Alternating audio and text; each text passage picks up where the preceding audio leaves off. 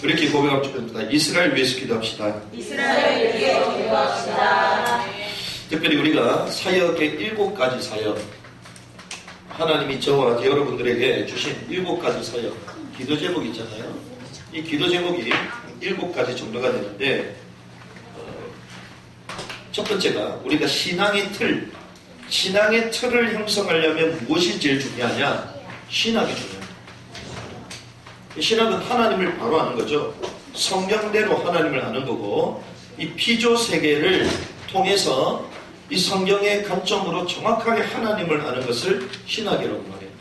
그래서 신학이 잘못되면 우리 신학이 전부 다 틀려지는 거예요. 여러분들이 바른 신학을 해보게 될 줄 믿습니다.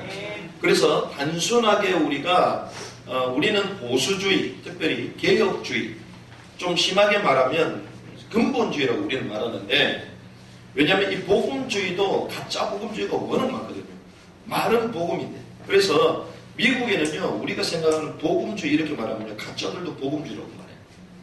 우리가 잘 아는 긍정의 힘을 말했던 조엘 오스틴 목사, 대단한 사람이잖아요. 미국의 지금 최대 교회. 한번 모이면요, 35,000명 모여요. 그런 데서 막 스튜디움에서 모여놓고 집회하거든요. 원래 그 사람이 의사 되려고 했던 사람인데, 아버지가 목사 만들어서 그 와이프, 그 사모님도 말들을 잘해. 또 이뻐. 사람들이 엄청 모이는 거예요. 그러면서 긍정의 힘, 우리가 긍정적으로 생각해야 된다. 그래 하나님이 축복한다. 이런 말들을 해서 좋은 효과는 냈지만 사실 그건 복음은 아니거든요.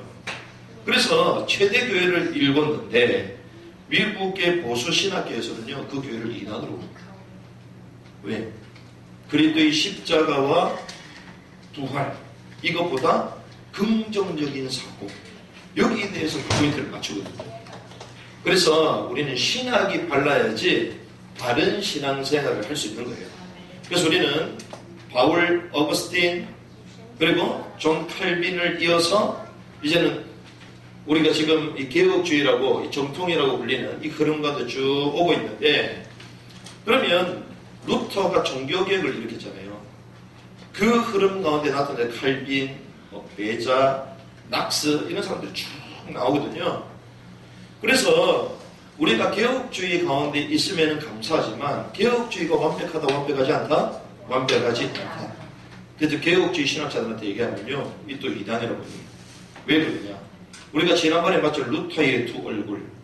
이 마틴 루터가 유대의 관점이 뒤틀려졌잖아요.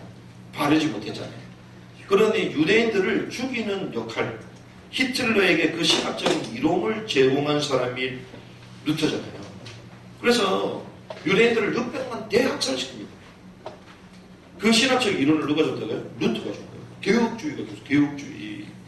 그래서 오늘도 여러분들 딱 성경 읽으면요, 오늘 이 이방의 빛 이스라엘에 대해서 쭉 얘기하시는데, 이 이스라엘에 대한 이 성경을 읽으면서 저와 여러분들은 마치 이 축복이 내 것처럼 생각하잖아. 개혁주의는 그렇게 말하거든요. 성경에 나오는 이스라엘 나오는 이 표현들은 전부 다 우리를 말하는 거다. 신약에 나오는 교회를 말하는 거다. 그래서 우리가 축복받는다. 이런 식으로 말해요. 이제 여호와께 5절에 보니까 이제 여호와께서 말씀하시는 그는 태에서부터 나를 그의 종으로 지으시니요 야곱을 그에게로 돌아오게 하시니 이스라엘이 그에게 모인다 그랬잖아요. 그렇죠. 3절에도 보니까 내게 이르시되 너는 나의 종이요 내 영광을 네 속에 나타날 이스라엘 하셨다. 이스라엘. 여기서 말하는 이스라엘은 영적인 이스라엘을 말하는 게 아니에요. 진짜 이스라엘을 말하는 거예요. 그러니까 이런 관점들이 개혁주의에서는 좀 부족인 거죠. 그래서 우리는요, 이 신학을 통해서도 하나님을 바라고 하나님의 그 뜻과 목적을 정확하게 아는 이런 역사 완성 신학, 이 흐름 가운데 들어가야 될 줄 믿습니다. 하나님을 우리가 바로 알 때 우리 신앙의 깊이가 생기잖아요. 깊이. 그 깊이는 무엇으로 표현됩니까? 예배로 표현돼요. 예배. 그래서 아브라함은 여호와를 경외하는 것이 전부 다구나. 그래서 독자 이삭도 아끼지 않고 모리아 산에 번제로 올려드리잖아요. 근데 주님이 이렇게 말해요. 이제야 네가 나를 뭐하는 줄 안다? 경외하는 줄 안다. 경외. 나의 가장 사랑하는 독자 아들도 내어줄 정도면 주님 뭐라고요? 이제야 너 경외하는 줄 안다. 이게 멀리 가면 신앙의 깊이를 봐요. 깊이. 여러분들이 진정한 예배를 회복하는 은혜길 바랍니다. 그래서 이 예배 가장 가치 있고 고상한 이 예배를 그래서 우리는 어떻게 합니까? 표현하잖아요. 표현. 그래서 우리는 예배 예술 사역을 해야 됩니다. 예배 예술 영성 사역을 해요. 이걸 나눌 거예요. 그리고 세 번째는 그러면 우리 신앙의 틀을 형성하는 바른 신앙 가운데 신앙의 깊이 하나님을 사랑하는 이제는 이 온전한 예배 그러면 이제 신앙에 뭐가 있어요? 목적이 있어요. 신앙의 목적. 그럼 하나님이 우리에게 신앙, 이 믿음을 왜 주셨습니까? 바로 전도 때문이죠. 영혼을 살리라고 주신 것이죠. 우리를 구원하셨듯이 하나님은 또 다른 사람을 살리기 원하시는 줄 믿습니다. 그래서 우리는 전도. 그러면 이 전도, 우리가 많은 사람들을 죽어주면서 막 예수 믿으라 이게 아니고 하나님 우리 교회 공동체로 주셨잖아요. 그럼 뭘 원하십니까? 이 전도를 통해서 교회를 개척하고 파송하기 원하시는 거예요. 우리 현장마다 교회를 개척하고 파송하기를 원하시는 줄 믿습니다.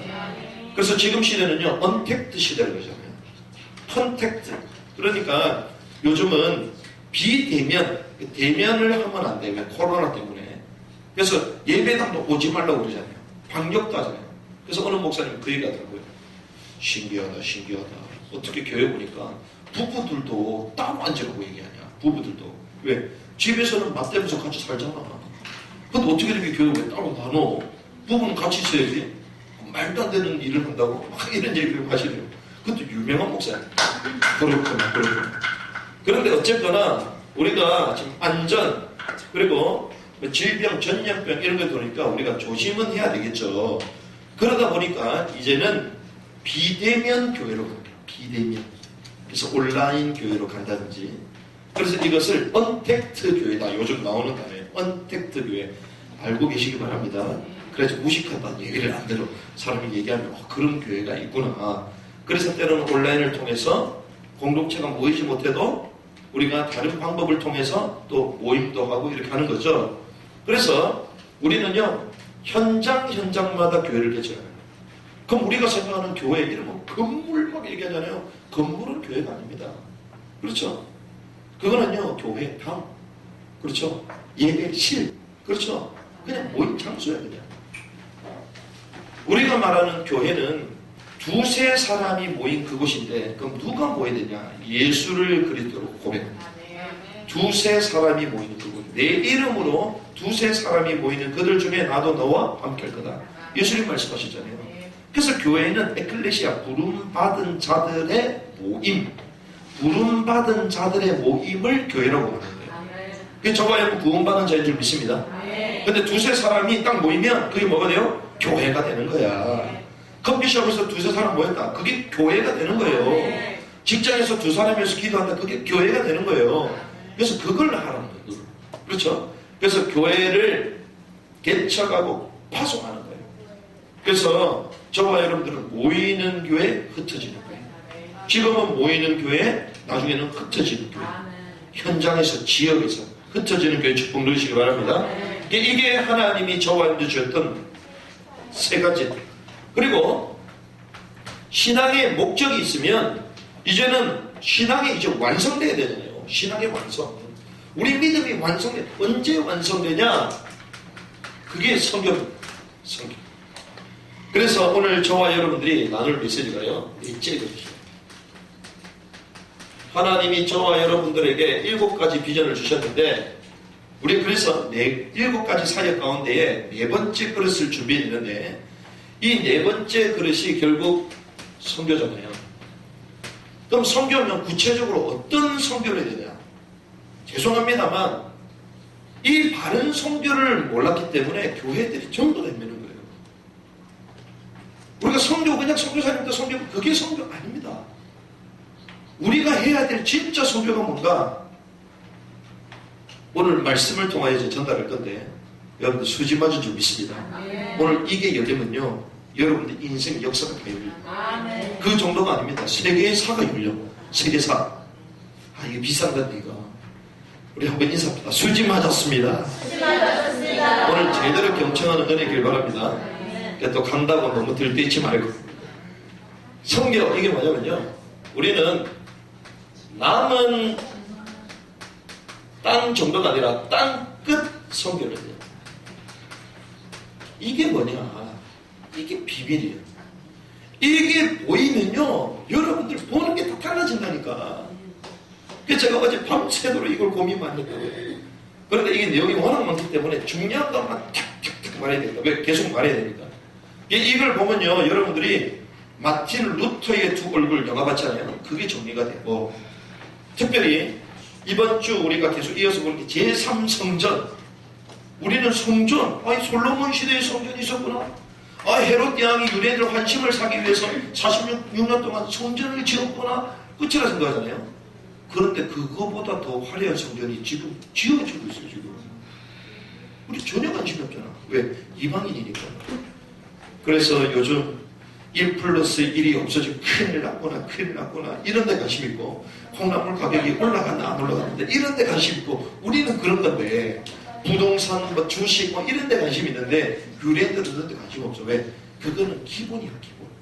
어느 정도나, 요럴 때야 아이들 주식을 가르쳐요. 주식을. 그래서 최고의 전문가, 주식, 투자의 최고의 전문가를 딱 불러놓고요. 아이들께 인턴십을 시켜요. 그래서 앞으로 제가 그거 하려 생각 중입니다.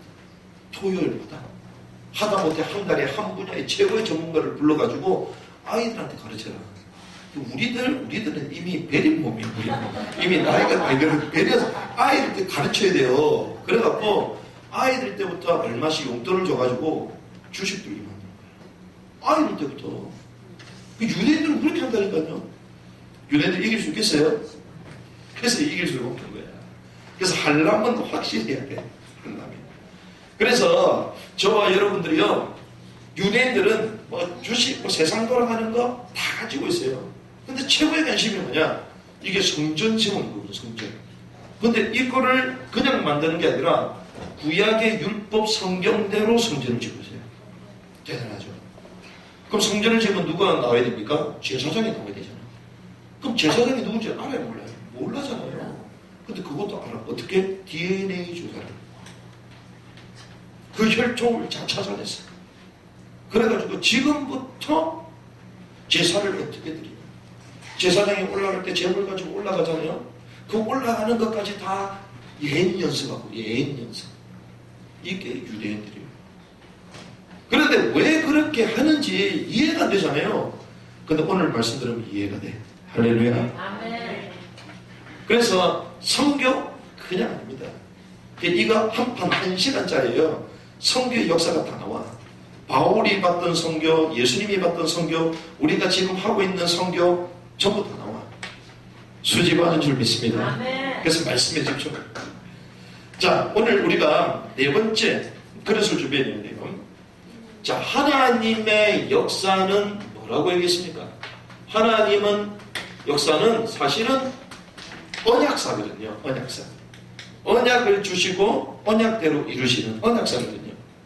근데 이 언약의 핵심이 뭐냐? 결국 우리를 구원하겠다는 거죠. 그래서 뭡니까? 구속사라고 말하는 거예요. 하나님이 인류를 향한 구원, 구원사, 구속의 역사라고 말하는 거예요. 그러면 구속의 역사가 시작이 됐잖아요. 그럼 막연하게 그러면 계속 갑니까? 지구 인구 한 70억 되는데 또 죽고 태어나고 죽고 태어나고 계속 인류가 지금 영원토록 갑니까? 그것도 잘 모르겠죠. 근데 이것도 오늘 강의에 다 나와요. 이거예요. 하나님의 역사가요, 시작이 있으면 끝이 있잖아요. 구세의 역사도 시작이 있으면 끝이 있습니다. 이 역사의 흐름 따라 하나님이 세상을 끌고 가시는 줄 믿습니다. 그러니까 이 흐름 속에서 시간표를 봐야 돼요. 그래서 오늘 11시에 예배드리구나. 그 시간표를 봤기 때문에 준비하면서 온 거잖아요. 근데 만약에 오늘 저녁 밤 11시에 예배드린다. 그럼 지금 앉아있겠어요? 안 앉아있겠어요? 안 앉아있죠. 그러니까 하나님의 역사를 제대로 봐야지 우리 신앙생활이 제대로 되는 것입니다. 그러면 구속의 역사가 시작됐는데 이것이 완성되면 인류는 어떻게 됩니까? 종말 끝이 나는 거죠. 마침이 있는 거죠. 그런데 이 구속의 역사를 구체적으로 우리에게 보여주시기 위하여 주님이 부르신 민족이 이스라엘. 어떤 의미에서는 이 역사를 시작하셔야 됐기 때문에 시작으로 부르신 민족이 이스라엘. 그래서 역사의 기준의 시작이 사실은 이스라엘로부터 시작됩니다. 이걸 봐야 돼요. 그래서 성경이 이렇게 말을 하고 있어요. 그래서 예수님이 어디 오셨어요? 이스라엘에 오신 거예요. 그래서 이 기준을, 이 역사의 기준 이스라엘을 모르면요, 하나님의 역사가 어떻게 시작되고 어떻게 진행되고 어떻게 끝났는지 알아야 몰라요? 잘 몰라. 무지하게 되는 거예요. 그래서 저와 여러분들이 여기에 대한 영안을 듣는 시간 되길 바랍니다. 그래서 성경에는 뭐라고 얘기합니까? 이스라엘을 하나님의 눈동자라고 말해요. 신기하다. 하나님 차별하는 것도 아니고 하나님의 눈동자 이스라엘. 어디 나옵니까? 스가랴 2장 8절. 그러니까 이 대체신학은요, 이것도 또 우리라고 얘기해. 성경은 이스라엘이라고 나와 있는데, 우리네, 우리. 하나님이 우리를 눈동자래, 눈동자. 그 말이 아닙니다. 성경에 뭐라고 얘기하고 있냐? 이 눈은요, 우리의 사실은 신체의 핵심이거든요. 눈으로 다 보잖아요. 이 말은 세계의 역사를 보는 창문이에요. 창문. 창과 같은. 그래서 이 창을 통해서 세계가 보여지는 거예요. 이 눈을 가지고 세상을 봐야지 세상이 제대로 보인다. 스가랴 2장 8절에 이렇게 합니다. 만군의 여호와께서 이같이 말씀하시되 영광을 위하여 너희를 노력한 여러 나라로 보내셨나니 너희를 범하는 자는 그의 눈동자를 범하는 것이다. 이스라엘을 말하는 거예요. 이스라엘을 범하는 사람은 하나님의 눈동자를 범하는 것이다. 그래서 하나님이 이스라엘을 선택하셔서 이 관점으로 세상을 끌고 가시고 특별히 이들에게 주님의 역사를 보이기 시작하신 거예요. 그게 어디에 나옵니까? 아모스 3장 7절입니다.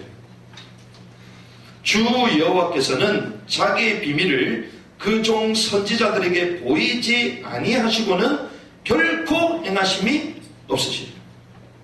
자, 하나님의 역사를 보인다, 안 보인다? 보인다. 그래서 하나님의 역사에 관심이 있어야 보이겠죠. 우리 조영이가 열심히 지금 막 적는다고 있잖아요. 얼마나 기특해. 그런데 8 빼기 1은 1, 8 빼기 2는 2, 8 빼기 3은 3 이렇게 적었더라고. 공부를 너무 잘해가지고 8 빼기 얼마나 잘합니까? 무슨 말이냐? 수업 시간에 잘 들어야지 답을 할 수 있는 거잖아요. 관심이 있어야지 제대로 답할 수 있는 거지. 무슨 말입니까? 하나님의 역사에 관심 있게 집중하면요 보이는 거예요. 근데 이걸 안 보는 거야. 그렇죠? 전혀 관심 없이 있는 거지. 그래서 성경적인 역사가는 뭐냐면요, 세상의 역사는요 사실은 진단을 못해요. 세상이 어떠는지 몰라. 그래서 마지막에 어떻게 된다? 빅뱅한다. 빅뱅한다. 그렇게 연구한 학자들이 30년, 40년, 50년 동안 연구했던 역사의 석가들이요 나중에는 빅뱅한다 모르겠다 뭐 이런 식으로 얘기해요. 그럼 누가 못해 그러면? 그렇죠? 50년 공부한 사람이나 저와 여러분은 똑같이 수리. 그게 세상의 역사거든요. 그런데 성경적인 역사가는요 이겁니다. 하나님이 예언하시고 성취하신다. 이게 성경적인 역사. 예언과 성취의 역사로 돌아가는 거예요. 역사는. 그래서 하나님이 특별히 선지자들에게 계시하시잖아요. 비밀을 보여주시는 거예요. 선지자들에게. 그래서 그들을 통해서 주시는 말씀, 예언, 이것이 성취됨으로 하나님의 역사가 완성되는 거죠. 이렇게 돌아갑니다. 그래서 우리가 보는 이 구약 성경이 전부 다 예언입니다. 예언. 그렇죠. 그 가운데 특별히 구체적으로 묵시록이라고 불리는 것, 다니엘, 에스겔 이런 것들은 미래에 될 일들을 다 보여주는 거잖아요. 요한계시록. 그래서 하나님이요, 그 선지자들을 통해서 앞으로 시대에 어떤 일이 벌어질 건가, 또 아니면 본인 당대에 어떤 일이 벌어질 건가 미리 알려주신 거예요. 그래서 하나님의 사역에 집중하고 그 일을 위하여 올인하고 헌신하고 또 하나님께 구별된 이 선지자들에게 하나님이 그걸 구체적으로 먼저 보여주시는 거죠. 이게 역사입니다. 역사. 그래서 하나님은 이렇게 구속의 역사를 완성해 가시는데, 하나님이 에덴 동산을 창조하셔서 인간에게 모든 축복을 다 주셨잖아요. 그런데 하나님의 말씀에 불순종한 창세기 3장 사건, 창세기 3장 사건으로 말미암아 불신을 하게 됩니다. 그래서 인간에게 죄가 들어오고 결국 사망, 죽음, 그리고 하나님과 함께 인간에게 단절이 찾아왔죠. 그래서 인간에게 불행함이 이때부터 생긴 거예요. 무서움이 생긴 것입니다. 그런데 하나님은 이때 무엇을 허락하십니까? 복음을 주시잖아요. 복음을 주심으로 이제 구속의 역사를 시작하시죠. 구속의 역사. 그래서 이 구속의 역사가 비로소 시작되는 거죠. 구속사가 시작돼요. 이제 여기서부터. 그렇죠. 그래서 하나님이 첫 번째 주셨던 메시지가 뭐냐? 바로 이겁니다. 창세기 3장 15절, 여인의 후손, 여자의 후손이 뱀의 머리를 상해낼 것이다. 자, 여인의 후손. 자, 여인을 보내겠다 얘기하신 것도 아니고 여인의 후손이에요. 저 키가 뭡니까? 이거는 메시아를 보내겠다 이 말이거든요. 메시아를 보내셔서 우리를 구원하겠다 이 말인데, 핵심은 또 후손이야, 후손. 그럼 뭘 얘기합니까? 씨를 말해, 씨. 씨를 말하는 거예요. 자, 죄를 짓게 했던 존재가 누굽니까? 사단이잖아요. 위에서부터 떨어진 타락한 존재 사단. 그럼 잘 생각해 보세요. 하나님의 최고 형상, 인간의 범죄하도록 사단이 유혹했어요. 결국 넘어졌어요. 그럼 사단이 기뻤을까? 기뻤겠지. 그런데 그때 주님이 이 얘기를 하셨다고요. 여자의 후손이 뱀의 머리를 상할 것이다. 자, 사단이 들었을 때는 어떻게 할까요? 사단이 들었을 때는 오싹하겠지. 하나님이 그냥 인간을 멸할 줄 알았는데 여자의 후손이 뱀의 머리를 상할 것이다. 이게 무슨 말이냐? 뱀의 머리를 상하게, 이 말은 사실상 사단의 종말을 상징합니다. 이런 의미가 여기 담겨 있는 거예요. 왜 그러냐? 요한계시록 20장 10절에 보니까 또 그들을 미혹하는 마귀가 불과 유황 못에 던져지니 거기는 그 짐승과 거짓 선지자가 있어 세세토록 밤낮 괴로움을 받으리라. 사단이 어디로 가요? 불과 유황. 영원히 고통당하는 지옥 불 속으로 떨어지는 거예요. 그렇죠? 여자의 후손이 뱀의 머리를 상하게 한다. 결국 사단이 패배하고 종말을 맞게 된다는 그 의미가 여기도 담겨있는 거예요. 그러면 자기가 종말을 맞이하면 어떻게 해야 돼요? 이걸 막아야 되는 거지. 씨를 막아야 되는 거지. 그렇죠? 이 언약이 성취되지 않도록 막아야 되잖아요. 그래서 뭐가 시작됩니까? 저항의 역사가 시작되는 거예요. 저항의 역사. 그 첫 번째 저항의 역사가 뭡니까? 아벨을 쳐 죽이는 가인의 살인을 말해요. 왜? 거룩한 씨가 누굴 통해서 아벨을 통하여 나타날 가능성이 많아. 그러니 사단이 어떻게 해요? 가인을 부척해가지고 죽이는 거예요. 잘 보시라니까요. 역사를 보면요, 시의 전쟁입니다. 시의 전쟁. 메시아가 나지 못하게 만드는 시의 전쟁. 잘 보시라니까요.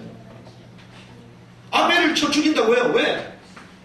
여자의 후손을 통하여 베벨머리를 상을 메시아가 오실 거기 때문에 사단 입장에서는 태어나는 아이들에게 관심이 있어. 메시아가 나겠구나. 최고의 관심. 그런데 이 아벨이 하나님을 제일 잘 섬기네. 그 아벨을 어떻게 돼요? 죽이게 되는 거예요. 그런데 가인이 안색이 변했다. 안색이 변하다가 나팔에서 나걸 그것도. 그러니까 안색이 변했다. 나팔은 뭡니까? 위에서 떨어진다. 떨어진 자에게 싹 잡혀버린 거예요. 그래서 여러분들이 갑자기 안색이 변하다, 기분이 나빠진다. 그때 깨달으시기 바랍니다. 내가 잡혔구나. 위에 손잡고 내 순간을 딱 잡는 거예요.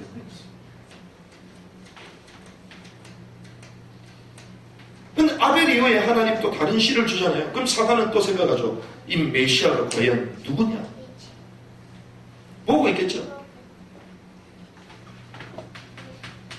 하나님의 사람들이 사람의 딸들을 사랑한다. 네피림 시대.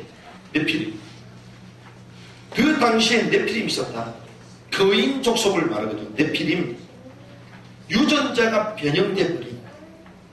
그래서 우리가 한 번은 다룰 건데 천사하고 그룹하고 같을까요? 다를까요? 다릅니다. 이것도 처음 들어보시죠.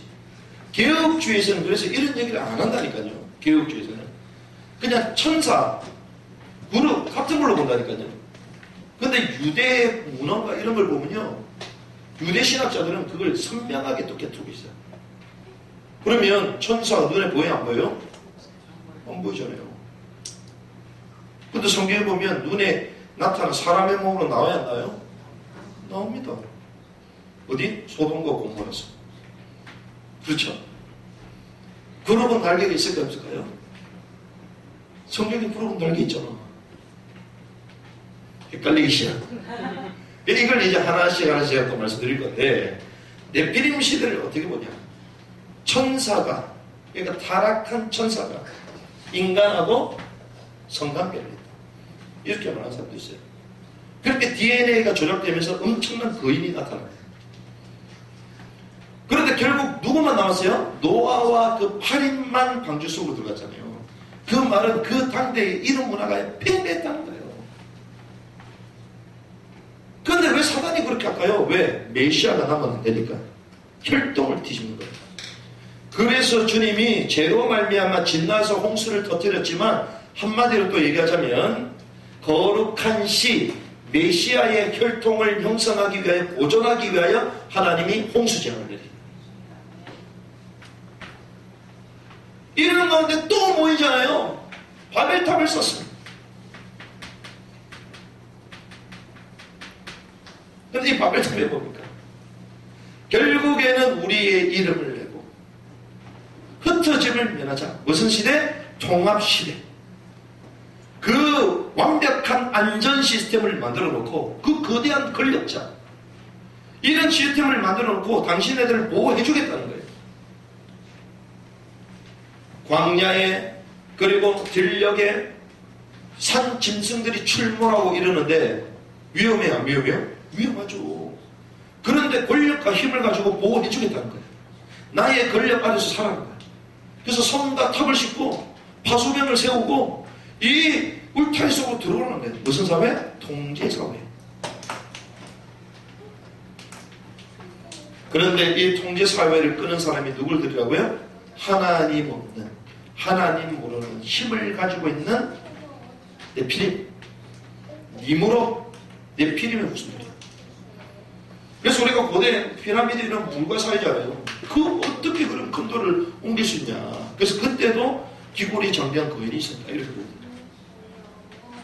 변형시키는 변형. 그래서 주님이 이 당시 때도 이제는 어떻게 다 흩어버리는 거예요. 왜?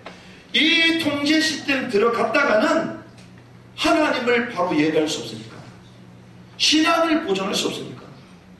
그래서 지금 큰 교회 가잖아요. 지금 어떤 줄 압니까? QR코드 찍고 들어가야 돼. 큰 교회마다 지금 다 바꿨어요. 정식 교인이다? 다 찍어놨어. QR코드가 없다? 그럼 우리 교회 아직 큰 교회가 아니구나, 이렇게 생각하시면 돼요. 큰 교회를 다 만들었어 지금. 모든 정보들이 거기 다 있거든. 정보들. 사람 성향까지 다 있어요. 이렇게 통제에 들어가는 거예요. 그러면 하나님을 순수하게 예배하고 언약을 사수할 수 있습니까? 못하죠? 하나님 흩어버려요. 흩어서 어떻게? 또 신앙을 가지고 있는 믿음의 사람들을 보존하시는 거예요. 이게 저항의 역사, 하나님의 언약, 메시아, 구속자가 되시는 그리스도가 탄생하지 못하도록 이 흐름을 막는 저항의 역사죠. 그래서 결국 이 사단의 최고 타깃이 이스라엘이 된 거예요. 왜 그러냐? 하나님이 이러한 인류 속에 누굴 부르십니까? 아브라함을 부르시잖아요. 사단은 어떤 의미에서는 욥에게 관심이 있었을 거예요. 동방의 의인 욥도 우상 숭배하고 있던 아브라함 당대에 같이 살았던 사람이라고 보거든요. 그러면 사단이 영적으로 이걸 기억하겠죠. 여자의 후손이 베베머리를 상해간다. 그러면 전부 다 자기 자녀가 되었기 때문에 하나님을 잘 믿는 인간과 그 가문들을 계속 두루두루 살피면서 보고 있겠지. 거기에 메시아가 나오겠구나. 베베머리를 상하는 나를 공격하는 대적자 메시아가 나타나겠고 보고 있겠죠. 그러면 욥에게 관심이 있었겠지. 그 욥이 엄청 고난을 당. 그런 이유인지는 모르겠지만, 그런데 하나님 웬일이요? 전혀 예상치 못했던 아브라함을 부르네. 사단을 속이고 우상 숭배하고 했던 갈대아로 했던 아브라함을 딱 부르십니다. 부르셔서 뭐라고 합니까? 너로 말미암아 너로 큰 민족이 되게 하겠고, 큰 민족, 너로 말미암아 모든 민족이 뭘 받는다? 복을 받게 될 것이다. 깜짝 놀란 거지. 하나님이 아브라함을 선택하신 거예요. 근데 네 씨로 말미암아 너로 말미암아 했음에도 불구하고 자녀가 출생돼야 안 돼요? 안 돼요, 안 돼요. 근데 이것도 뭐 천국 가면 물어봐야 될 건데, 아브라함이 부름 받았을 때 몇 살입니까? 75세. 그럼 75세면 사단의 입장에 볼 때 가능성이 있어 없어요? 없지. 전혀 가능성 없는, 메시아가 탄생할 가능성이 전혀 없는 아브라함을 하는 부르셔. 신기하죠? 왜 사단을 속이는 거예요? 신기합니다. 신기하죠? 그래서 여러분들이 가능성 없습니까? 하나님이 사단을 속이는 거야. 그 사단이 여러분을 안 건드려요. 할렐루야. 그러다가 하나님 여러분들 통해 역사를 일으키지. 100세가 될 때까지 그러잖아요. 100세가 될 때까지. 그럼 사단이 막 지켜보고 있겠지. 하나님이 분명히 이 아브라함을 불러가지고 너로 말하면 복이 되고 모든 민족 복을 받겠다. 그럼 뭔가 자녀를 낳아야 되는데 출생할 수 있는 나이도 안 돼. 사단이 긴장이 막 풀리겠지 할수록. 그런데 어떻습니까? 자녀를 출생하고 나서 22장 16절에서 18절 모리아 산에 하나님 앞에 이삭을 번제물로 올려드리잖아요. 번제물로.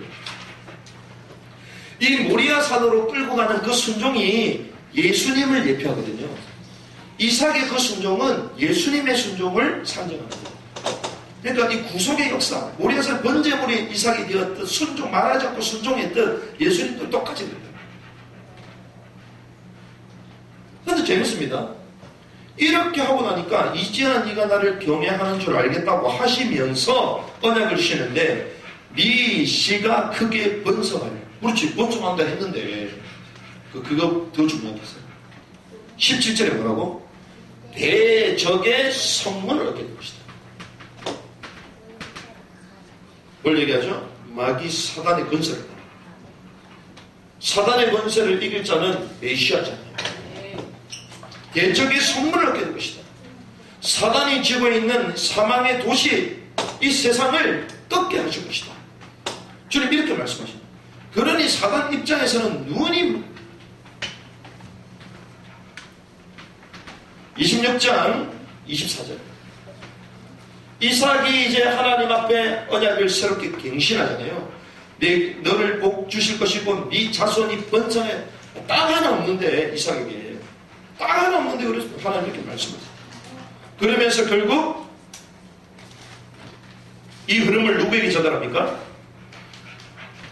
28절에 보니까 28장 13절에서 15절 보니까 야곱에게 이 언약을 또 주시죠. 네 자손 그리고 땅에 대한 언약도 땅. 그러면서 어떻게 해요? 내 이름을 이제는 야곱이라 하지 말고 비로소 이스라엘이라고 해라. 전면적으로 등장하기 시작해요. 이스라엘. 자, 그 전까지는 드러나지 않았잖아요. 그런데 하나님이 이 아브라함을 통하여 부르시고 점차적으로 이삭을 지나 야곱을 지나 야곱에게 구체적으로 이스라엘이라는 이름을 줄 것이다. 하나님과 싸워 겨루어 이긴. 그런데 이 자녀들이 몇 명입니까? 12 지파.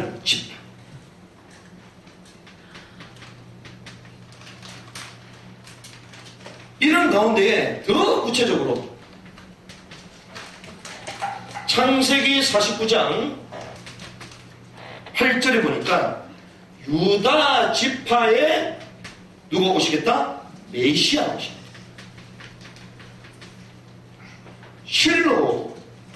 실로가 오시기까지. 이건 왕을 말하는 거거든요. 실로가 오시기까지. 왕.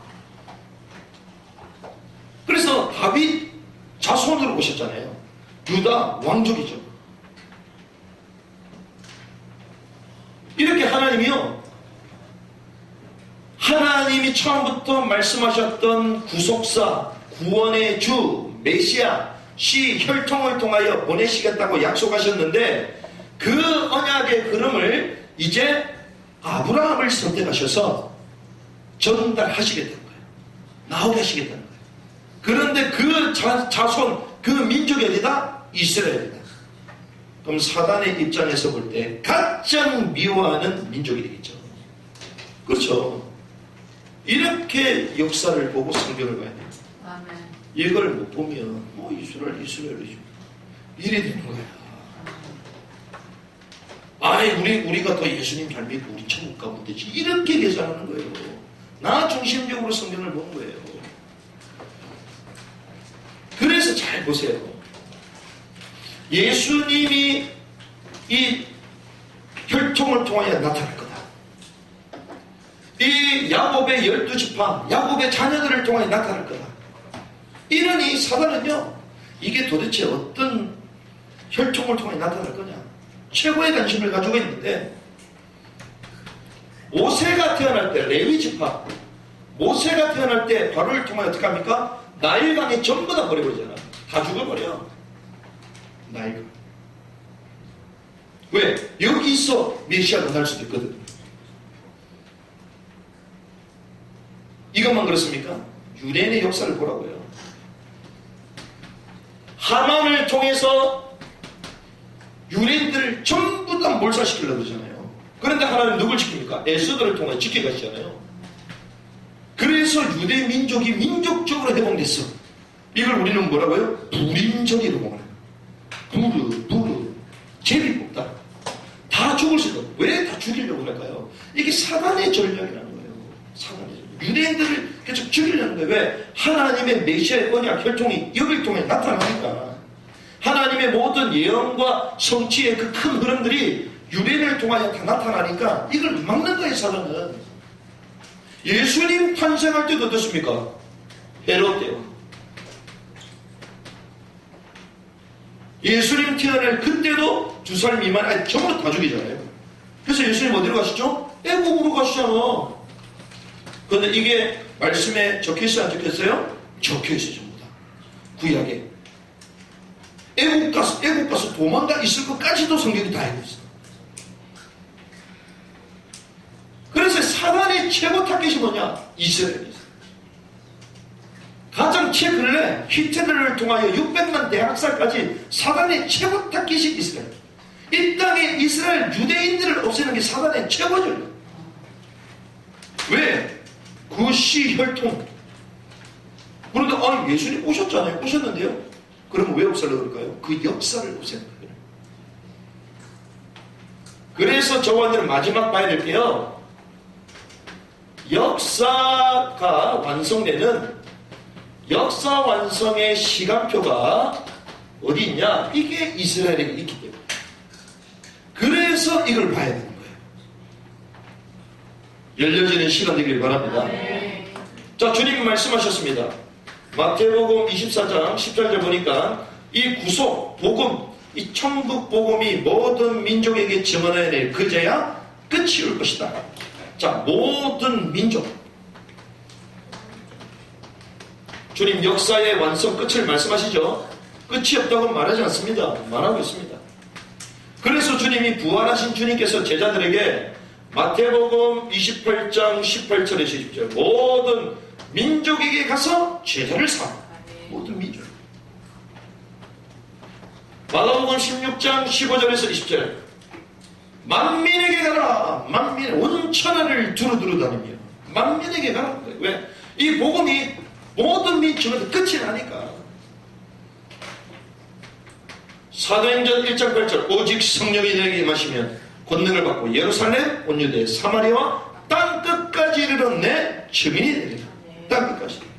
처음부터 약속. 그래서 주님은요 땅 끝까지 가야지 이 복음이 끝이 나다. 그게 언제 끝나냐? 땅 끝에 나옵니다. 이게 역사의 흐름이라는 거예요. 그런데 주님이 막연한 것이 아니라 처음부터 이 일을 위하여 거점, 시작점을 두신 거예요. 그게 에스겔 38장 12절입니다. 세상 중앙에 거주하는 너희여. 세상 중앙이 어디라고요? 이스라엘. 누가 그랬어요? 하나님. 우리가 세상의 중앙이다. 중국 이러면 그게 중앙입니까? 그건 지네 입장에서 중국이지. 그렇죠? 하나님이 친히 말씀하셨죠. 세상 중앙에 거주하는 거예요. 하나님의 기준은 복음이 시작된 거기가 중앙이에요. 이 지역의 중앙이 어디예요? 가랑로 82 지하 2층이야. 할렐루야. 왜? 복음이 이 동네에서 제대로 시작되거든. 그렇지 않습니까? 성경 원리를 보니까요. 하나님이 거하시는 산을 주로 높은 데에 있잖아요. 에덴 동산이 땅에 있었어요? 높은 데 있었어요? 높은 데. 왜? 그래서 물이 전부 다 흘러내려갔잖아. 높은 데. 그래서 우리가 오라 여호와의 산에 내려가 올라가. 그럼 교회는 밑에요? 위에서요? 위에. 그 성전에 올라가요? 내려가요? 올라가. 우리 동네는 좀 낮은 동네인데 교회가 있어. 그럼 내려가는 거예요? 아니요. 그게 올라가는 거야. 광야에 성막이 있잖아요. 성막. 동서남북으로 진을 치잖아요. 그럼 어떤 데로 올라가고 어떤 건 내려가는 거겠네? 아니요. 전부 다 올라가는 거야. 성령 중심으로.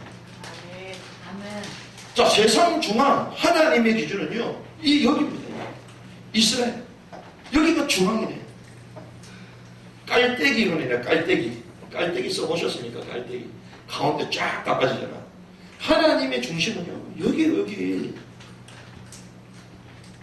그래서 세상 중앙에 특별히 누가? 유대인.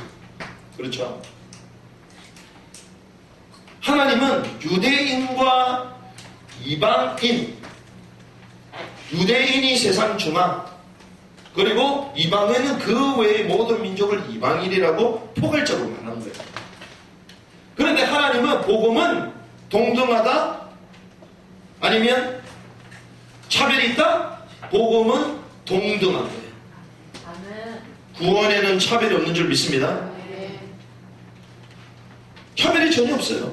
그런데 한 가지는 있습니다. 뭐가 있냐? 이 복음을 위해서 하나님은 유대인의 우선성, 유대인에게는요 우선성이 있어요. 우선된다는 거예요. 뭐가 우선되냐? 바울이 로마서 1장 16절에 보니까 이 복음이 먼저는 누구에게? 유대인에게. 그 다음에는 뭐다? 헬라인에게. 그렇죠? 그러니까 복음의 우선이 여기서부터 하나님이 시작하셨다는 거예요. 차별이 있는 게 아니고. 그리고 유대인들의 유익성이 있습니다. 유익성. 유대인이 조금 나은 게 있다 이 말이에요. 우리보다 나은 게 있다. 우리보다 나은 게 뭡니까? 바울이 로마서 1장에서 3장까지 쭉 얘기합니다. 뭐라고 얘기하냐? 유대 혈통으로 예수님이 나셨다는 거예요. 혈통. 여러분들 몇 대 손 이렇게 얘기하잖아요. 여러분 쭉 올라가면 여러분들 10대 조상이 예수님입니까? 아니잖아요. 유대인들은 그 조상이 다윗이요. 그 조상, 그 혈통 가운데 요셉이 나와, 요셉이. 이게 조금 낫다는 거예요. 구원하고는 상관없는데. 이들이 뭘 받았다? 말씀을 받았다. 그들에게는 뭐가 있다? 양자됨이 있다. 영광이 있고, 언약이 있고, 율법들이 있고, 예배가 있고, 약속이 있고, 조상을 받았다. 이게 유대인이 우리보다 조금 낫다는 거예요. 그러니까 하나님이 복음을 설명하기 위하여 이걸 먼저 불렀다는 것입니다. 그래서 주님이 예언하셨는데 특별히 이 마지막 때 예언을 한 세 종류를 하셨습니다. 마지막 때 예언 세 종류. 시대는 어떻게 될 것이다. 시대에 대한 예언을 말씀하셨어요. 자, 그게 뭐냐? 우리가 성경 찾을 필요 없이 다 아시기 때문에 예수님은 딱 세 가지로 말씀합니다. 자, 예수님께서는 첫 번째, 예루살렘의 때가 있다는 거예요. 자, 예루살렘의 때. 예루살렘의 때. 그리고 예루살렘의 때가 끝나자마자 바로 시작하는 때가 있어요. 그게 이방인의 때가 있습니다. 또 이방인의 때가 끝나자마자 나오는 게 재림의 때예요. 이렇게 구분합니다. 이게 또 처음 들어보셨을 거예요. 근데 이걸 알면요, 세 개가 정리가 돼요. 이 예루살렘 때는 뭡니까?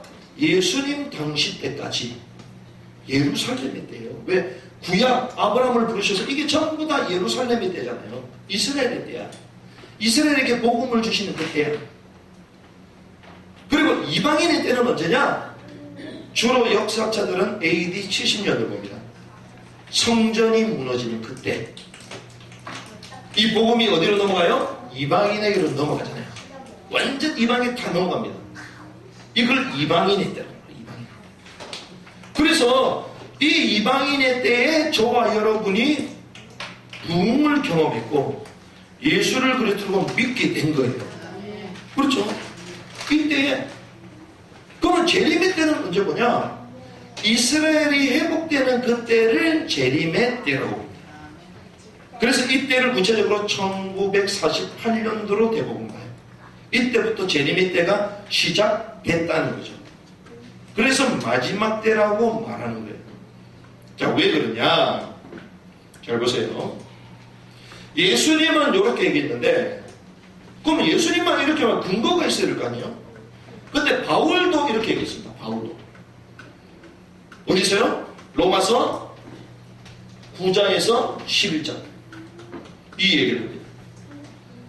유대인들이 복음을 거부함으로 이 복음이 이방인에게 넘어왔다는 거예요. 그러면서 흩어짐을 당하면서 이 복음이 계속 이방인에게 오고 이방인의 충만한 수가 채워지면서 이제는 다시 유대인에게 돌아간다. 바울이 이걸 그대로 봐요. 그래서 처음에 하나님이 유대인에게 복음을 주셨지만 이들이 메시아 예수님을 거부한 거예요. 그런데 이 복음이 이방인에게 전달하는데 이방인들이 자기 예수를 그리스도 메시아로 믿겠다는 거야. 너무 잘 믿어. 그러면서 막 확산이 되게 이방에 충만한 수가 채워지는 거예요. 그러면서 다시 유대인에게 돌아오는데 유대인 가운데서도 남은 자 전부 다가 아니고 유대인 전부 다 구원받는다 이러면 그게 이론이고 그걸 세대주의라고 그러고 유대인 가운데 남은 자들 예수를 그리스도 고백하는 유대인들의 수가 일어난다. 이 바울이 이걸 봤습니다. 그래서 이렇게만 얘기하면 좀 신빙성이 없잖아요. 신빙성이. 그래서 제가 신빙성 있게 말씀드리려고 2600년 전 정확하게 역사적으로 2600년 전에 이스라엘이 건국될 것이다. 이것을 예언했습니다.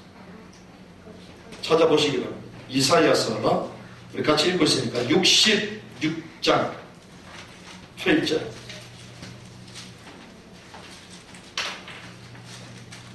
이걸 우리 관점으로 해석하면 또 이스라엘 우리니까 우리가 회복된다. 또 이렇게 해석했거든요. 지금까지. 그게 아닙니다. 같이 읽어볼까요? 시작. 이러한 일을 들은 자가 누구이며 온 자가 누구이며 나라가 어찌 하루에 생기겠으며 민족이 어찌 한순간에 태어나겠느냐.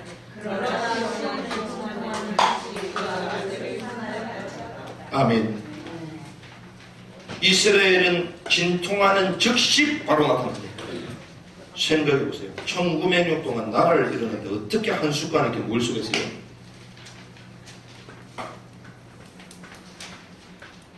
이스라엘이 건국돼버렸어. 한순간에. 그래서 지금도 세계 역사학자들은요 여기에 대해서 답을 못해요. 아니 어떻게 다시 이렇게 민족이 2000년 동안 흩어졌는데 다시 거의 다 없어지지, 소멸되지. 아니면 역사적으로 봤을 때의 근거가 있어야 될 거 아니에요. 어느 민족 보니까 50년 만에 다시 회복됐구나, 70년 만에 회복됐구나, 100년 만에, 200년 만에, 500년 만에 사례 케이스가 있으면 될 거 아니에요. 근데 2000년 만에 뽕 생겼어. 역사적으로 해석이 안 되는 거예요. 그런데 성경은 벌써 2600년 전에 얘기했다 안 했다? 얘기했다. 이해되는 거예요. 그러니 이 개혁주의 정통 신학자들이요 한참 이스라엘 축복은 교회가 다 대체를 했구나, 한참 말하고 다녔는데 진짜 이스라엘 회복되네.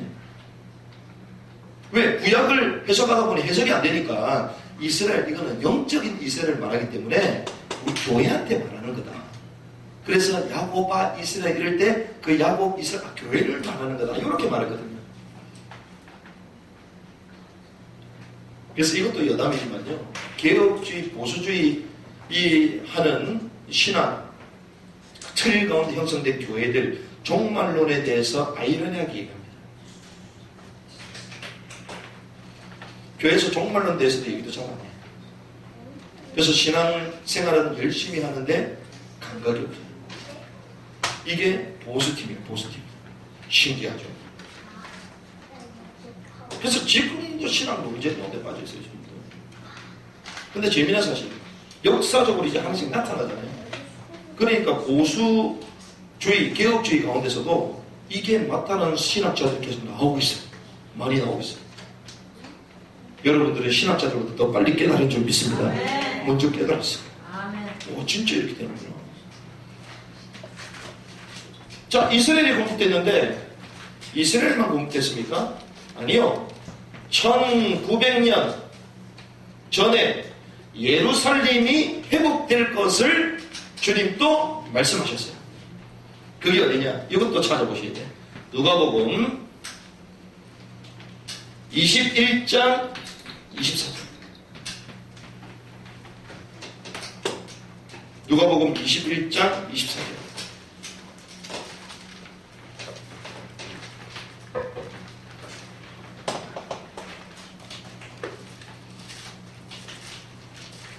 같이 읽겠습니다. 시작. 그들이 칼날의 죽임을 당하며 모든 이방에 사로잡혀 가겠고 예루살렘은 이방인의 때가 차기까지 이방인들에게 밟히리라. 자, 칼날의 죽임을 당하고 이방에 사로잡혀 가겠다. 인류의 역사를 보면 칼날에 사로잡혀가고 고통을 당하고 다 흩어졌잖아요. 유대인들이 전 세계로 흩어졌습니다. 그래서 결국에는 히틀러 대학살, 600만의 대학살까지 그런 수치 경험을 했단 말이에요. 그런데 이게 언제까지요? 이방인의 때가 차기까지. 이방인에게 발표이라. 지금 유대인들이 발표 안 발표요? 안 발표입니다. 그 말은 이방인의 때가 이제 찼다. 그래서 나라도 회복되고 예루살렘도 회복됩니다.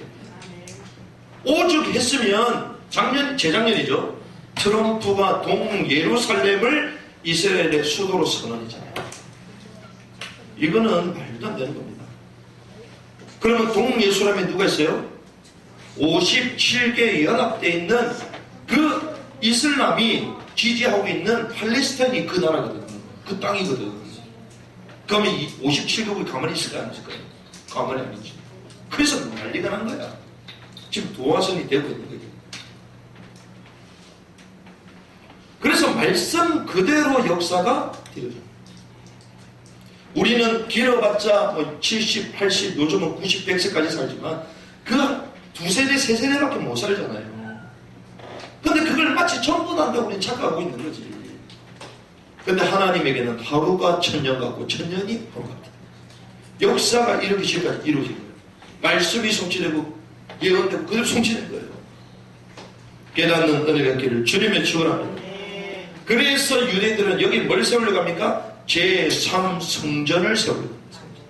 근데 이것도 지난번에 봤죠? 예언 그대로 되어 있습니다. 앞으로 멸망에 가정한 것이 여기 선다 그러잖아요. 그걸 우리는 적그리스도 그렇게 가는 거예요. 지금. 말씀을 정리하겠습니다. 그러면 이런 시대 가운데 우리의 미션, 특별히 남은 땅끝 선교를 해야 된다. 이렇게 우리가 말씀을 나누잖아요. 남은 땅끝. 우리는 막연한 선교를 말하는 게 아니라니까요. 자, 지금은 어떤 시기냐? 이방인의 충만한 수가 채워짐과 동시에 유대인들이 마지막 남은 자들이 동시에 돌아오는 시간표거든요. 그래서 우리는 어떤 사회? 미전도 종족 사회라는 거예요. 왜? 천국 복음이 모든 민족에게 들어가지 끝이 오니까. 아직까지 복음을 안 들은 민족이 있다. 그런데 몇 개냐? 공식화된 거는 500개. 10년 전 500민족밖에 없어요. 한 2만 4천여 개의 종족이라고 주로 계산하는데 2만 4천여 종족 가운데 남아있는 민족이 500여 종족도 없어요. 어떤 사람은 100개밖에 안 되는데 이렇게 많은 사람도 있어요. 우리나라는 미전도 종족이에요? 어떤 종족이에요? 우리는 이미 전도화, 복음화된 민족이에요. 지금. 다른 나라 미국은 어떨까요? 미국 선교할 필요 없어. 왜 선교해? 거기서 우리 받았는데. 그러니까 개념을 바로 해야 됩니다. 개념. 일단 그 나라에 성경이 없어. 그 나라 언어로. 그럼 그게 미전도 종족이겠죠. 성경이 없어도 복음화율이 많이 됐다. 그러면 성경만 번역하면 되는 거지. 그게.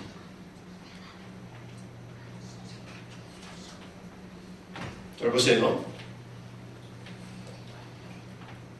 미전도 종족 지역을 향하여 우리가 집중적으로 지금 사역을 지금 하고 있습니다. 성교사님을 돕고 지원하고 우리가 가기도 하고 현장을 보기도 하고. 그런데 마지막 주님은 누가 들어온다? 유대인.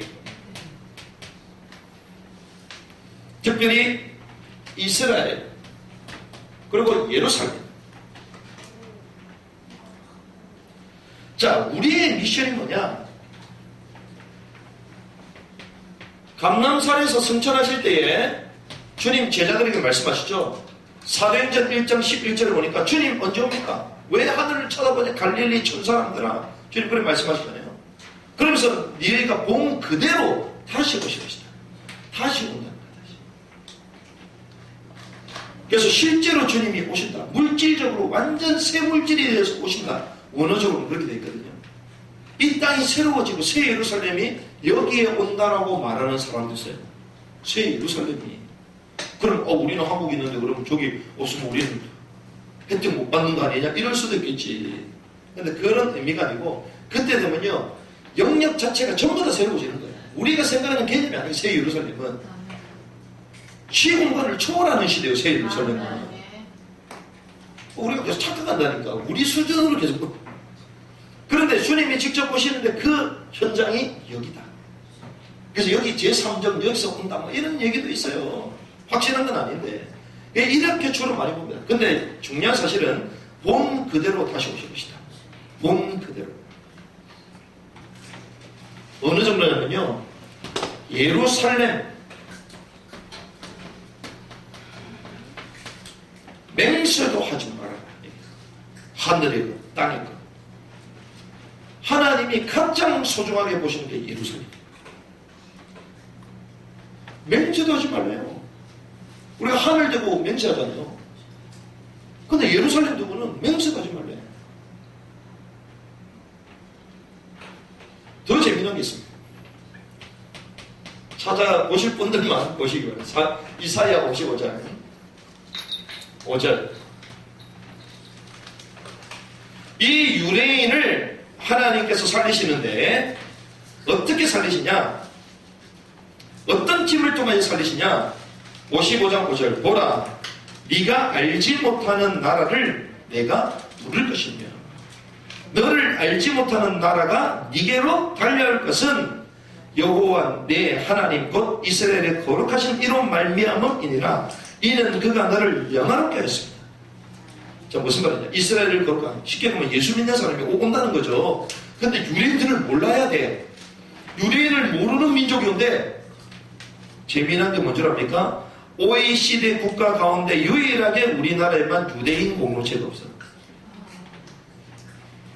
OECD 국가 가운데.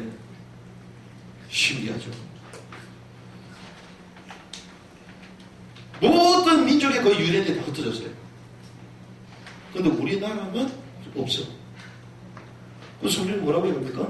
보라, 네가 알지 못하는 나라가 네가 부를 것이며 너를 알지 못하는 나라가 네게로 달려올 것이고.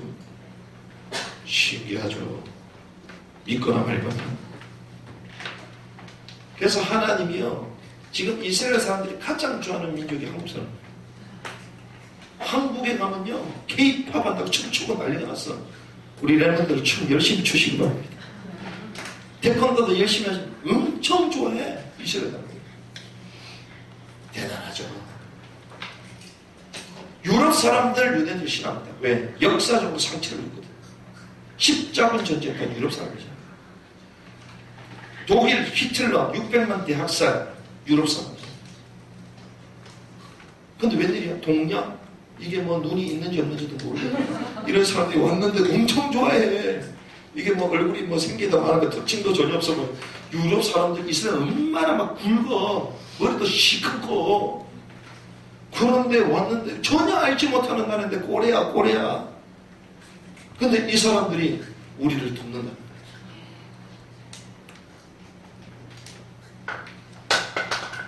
이스라엘 성지답사 가장 많이 가는 민족이 한국 민족이에요. 그래서 저와 여러분들 내년에 답사 가시길 바랍니다. 우리끼리 팀을 꾸려서 가는 거예요. 성경에 그렇게 말하고 있어요.